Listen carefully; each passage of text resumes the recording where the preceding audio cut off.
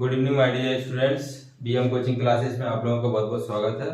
तो last video में हमने देखा था कि यूक्लिड डिवीजन लेमा क्या होता है, इस थ्योरम के बारे में देखा था, उसका स्टेटमेंट पढ़ा था। और इस वीडियो में हम लेके आए हैं आप लोगों के लिए यूक्लिड डिवीजन एल्गोरिथम, यानी कि एक ऐसी प्रोसेस है जिससे हम दो नंबर के बीच में एचसीएफ फाइंड करते हैं। तो आप लोग यही सोच रहे होंगे कि एचसीएफ हम तो फैक्टराइजेशन मेथड से भी करते थे, दूसरी मेथड से भी निकालते थे, तो ये वाली मेथड से क्यों? तो मेरे प्यारे बच्चों, इस मेथड से अब जो बड़े बड़े नंबर रहते हैं उनका एचसीएफ निकालने के लिए हमें बहुत कम टाइम लगता है, इसीलिए हमने ये वाली मेथड हायर क्लासेस के लिए ये वाली मेथड चूज की है। तो एनसीईआरटी का 1.1 जो आपकी एक्सरसाइज है उसमें आपकी यूक्लिड डिवीजन लेमा और यूक्लिड डिवीजन एल्गोरिथम का यूज हुआ है। तो आइए पढ़ते हैं हम यूक्लिड डिवीजन एल्गोरिथम क्या होता है, पूरा स्टेटमेंट पढ़ते हैं, इनकी स्टेप्स पढ़ते हैं कि इसमें कौन सी स्टेप्स को फॉलो करना है और दो नंबर्स के बीच में हम एचसीएफ कैसे निकालते हैं। आइए जानते हैं। तो यहाँ पे पढ़ेंगे हम जो भी आपका फर्स्ट चैप्टर है रियल नंबर, उसमें पढ़ा था यूक्लिड डिवीजन लेमा, उसके आगे पढ़ रहे हैं हम यूक्लिड डिवीजन एल्गोरिथम। तो यहाँ पे देखते हैं यूक्लिड डिवीजन एल्गोरिथम होता क्या है। To obtain the HCF of two positive integers, जब हम कोई भी दो बड़े बड़े नंबर है पॉजिटिव और उनके बीच में मैं क्या निकाल रहा हूँ, HCF. To obtain the HCF of two positive integers से ए एंड बी, मान लो कोई भी दो पॉजिटिव इंटीजर है, उनको मैंने मान लिया कि ए और बी है, with A greater than B, यहाँ पे क्या है बी, यहाँ पे क्या होगा, एक नंबर दूसरे से क्या होगा, बड़ा होगा। फॉलो दी स्टेप्स बिलो, यानी कि जो नीचे जो स्टेप दिए इनको हम फॉलो करेंगे यूक्लिड डिवीजन एल्गोरिथम को सॉल्व करने के लिए। पहला स्टेप है apply Euclid division lemma to A and B, यानी कि कल हमने पढ़ा था यूक्लिड डिवीजन लेमा क्या होता है, a equal to b q plus r, यानी कि यहाँ पे ए क्या होता है आपका, कल देखा था हमने, ये क्या होता है बीच में क्या होता है आपका डिवाइडेंड, और बी क्या होता है यहाँ पे डिवाइजर, और यहाँ पे क्यू क्या होता है आपका क्वोशिएंट, और आर क्या बचता है लास्ट में reminder.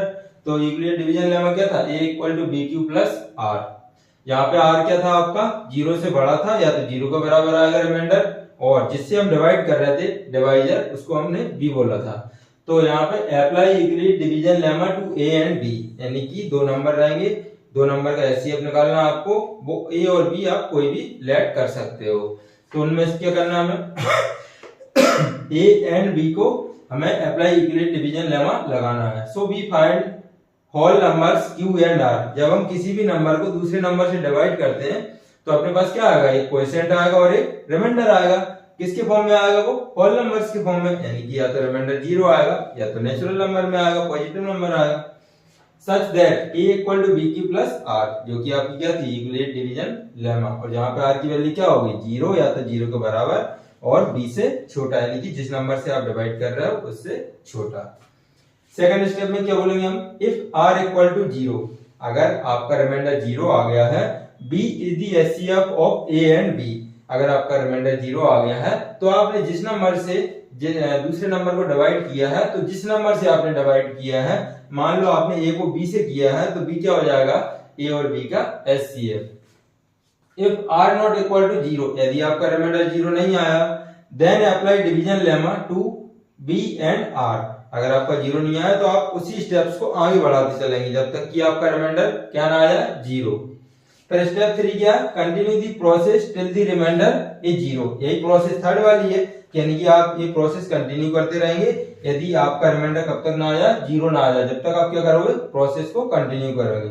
The divisor at this stage will be the required HCF, और जिस नंबर पे रिमाइंडर जीरो आ गया और जिस नंबर से आपने उसको डिवाइड किया है, तो वही नंबर क्या हो जाएगा, दोनों नंबर का एचसीएफ। अब ये क्या थियोरेटिकली था मेरे प्यारे बच्चों, तो इसीलिए हमने एक एग्जांपल लेके रखा हुआ है, जिससे क्या होगा, आपका कॉन्सेप्ट पूरा क्लियर हो जाएगा।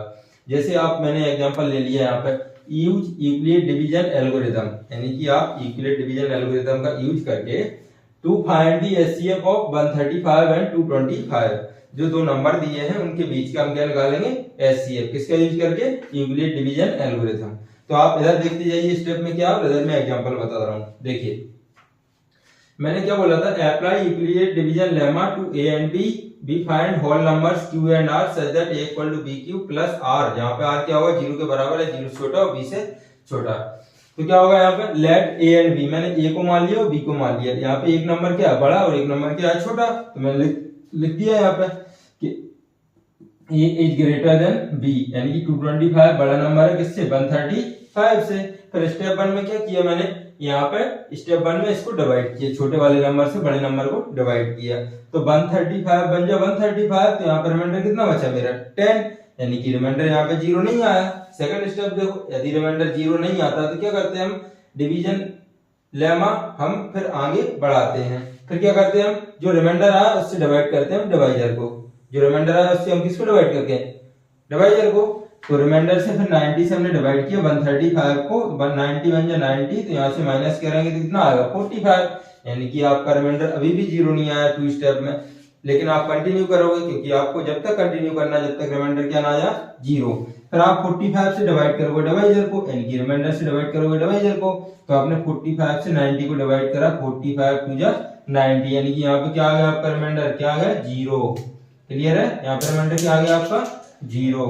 तो यहाँ पे जिस नंबर से आपने लास्ट में डिवाइड किया है डिवाइजर, तो आपका क्या होगा एचसीएफ। क्लियर है, जिस नंबर से आपने लास्ट में डिवाइड किया है और आपका रिमाइंडर 0 आ गया है, तो उस नंबर को हम क्या बोलेंगे एचसीएफ। यानी कि दोनों नंबर जो थे 225 और 135, इनमें से दोनों का कॉमन एचसीएफ क्या आया, एचसीएफ क्या आया 45 आया समझ में।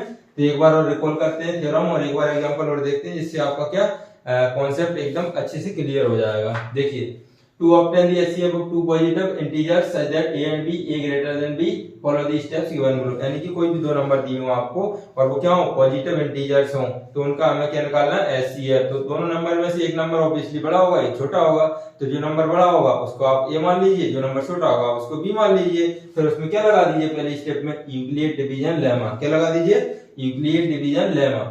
तो आपने यहाँ पे यूक्लिड डिवीजन लेमा लगाया, यानी कि जिस नंबर को आपने डिवाइड किया किससे डिवाइड किया b से, और क्या आया आपके पास कोएफिशिएंट, और लास्ट में क्या आया रिमाइंडर। तो आपने इसको डिवाइड किया a को किससे b से, क्या आया कोएफिशिएंट क्या आया 1 आया, और रिमाइंडर क्या आया 90, यानी कि आपका रिमाइंडर नहीं आया 0 नहीं आया, तो आप क्या करोगे प्रोसेस को कंटिन्यू करोगे। फिर आपने सेकंड स्टेप में क्या करा, if r equal to 0 b is the HCF of a and b। अगर यहाँ पे r 0 आ जाता तो क्या होता, a और b का एचसीएफ क्या आ जाता जिससे हमने डिवाइड किया। अब if r not equal to 0 then apply division lemma to a b and r। अगर आपका 0 नहीं आया तो आप क्या करोगे उस प्रोसेस को कंटिन्यू करोगे, जैसे कि मैंने यहाँ पे किया हुआ, जो रिमाइंडर आया उससे हमने डिवाइड किया किसको डिवाइजर को 135 को, तो 90 बन जाए 90, और यहाँ पे क्या है क्वेश्चन आया आपका रिमाइंडर क्या बच गया 45, यानी कि यहाँ पे भी 0 नहीं आया। थर्ड स्टेप देखो आप क्या है, continue the process till the reminder is 0, the divisor at this stage will be the required HCF.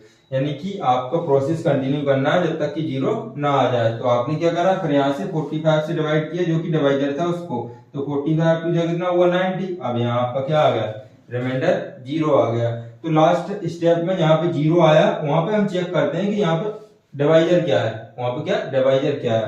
तो डिवाइजर क्या था एचसीएफ, इसको हम क्या बोलते हैं इसमें b की वैल्यू, किसकी वैल्यू b की वैल्यू, और इस तो यहाँ पे b की वैल्यू क्या आ गई आपकी 45, यानी कि एचसीएफ क्या आ गया दोनों के बीच में 45। तो यहाँ क्या बोलेंगे HCF of 135 and 225 are 45। Clear है मेरे प्यारे बच्चों, एचसीएफ क्या है 135 का और 225 का 45। तो आशा करता हूँ आप लोगों को यूक्लिड डिवीजन एल्गोरिथम समझ में आया होगा। इससे पहले हमने यूक्लिड डिवीजन लेमा करा था, तो जो भी क्वेश्चन है 1.1 में आपकी 10th क्लास की एनसीईआरटी बुक्स में वो यूक्लिड डिवीजन एल्गोरिथम से लेके हैं और यूक्लिड डिवीजन लेमा से रिलेटेड है। तो आप इन दोनों को वीडियो को अच्छे से थ्योरम को लिख लीजिए, यूक्लिड डिवीजन लेमा और यूक्लिड डिवीजन एल्गोरिथम, और इसके बाद हम देखेंगे एनसीईआरटी की क्लास 10th की एक्सरसाइज 1.1। ठीक है, ओके, थैंक यू। अच्छा लगे तो सब्सक्राइब लाइक करना ना भूलें। बहुत बहुत धन्यवाद।